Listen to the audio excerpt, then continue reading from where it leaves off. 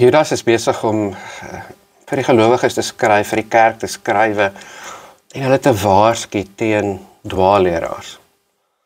Die mense wat rondloop en sê, hier is die waarheid en hier is hoe God is en hier is hoe julle moet lewe, maar dis nie die waarheid nie. En dan bemoedig hy hulle om te sê, bly by wat julle geleer het, bly by wat julle by die apostels geleer het, bly by wat die Bybel sê. En dan kom hierdie wonderlike woorde, ontferm julle oor mense wat twyfel. Dis oukei om te twyfel. Dis oukei om nie altyd seker te wees nie. Dis oukei om nie seker van alles te wees nie. Dis oukei. En dan is hier die wonderlike Afrikaanse woord, ontferm. Ferm is hard, ferm is klip. Ontferm is sag word. Om my te ontferm oor iemand is om sag te word oor hulle. Sagte oë, sagte woorde, sagte hande. Sonder ek om te hoor dat die manier waarop ons met mense omgaan wat twyfel is deur om sag te word teenoor hulle. Dit is die manier hoe God met ons werk. So baie keer in die Bybel hoor ons dat God hom oor ons ontferm. Hy word sag oor ons.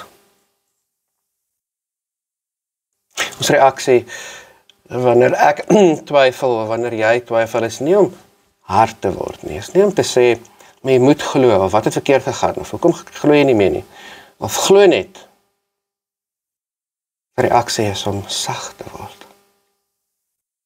Sag te luister, sag te kyk, sag te praat. Twyfel jy? Is daar dinge wat jy nie oorseker is nie? Dis oukei. Dis oukei. Ontferm jy jou oor mense? Is ek en jy mense wat met sagte, vriendelike oë kyk? Is my woorde sagte woorde? Of is dit hard? Is my dade sagte dade? Of is dit hard? Mag jy vandag ervaar hoe die Here hom oor jou ontferm. Hy sag is met jou. Mag ek en jy die mense wees wat sag is met ander. Veral met mense wat twyfel.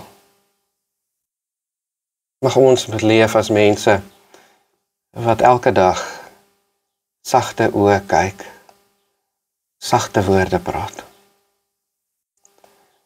Mag ek en jy mense wees wat ons ontferm oor ander. Here God, dankie dat U oor my ontferm. Dankie dat U na my kyk met sagte oë. Dankie dat dit oukei is om te twyfel. Dat Hy steeds sag met my optree. Leer my om iemand te wees wat my ontferm. Leer my om met U sagte oë te kyk, om U sagte woorde te praat, om U sagte dade te doen.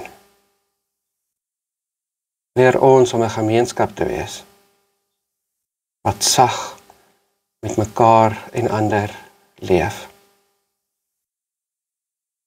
Amen.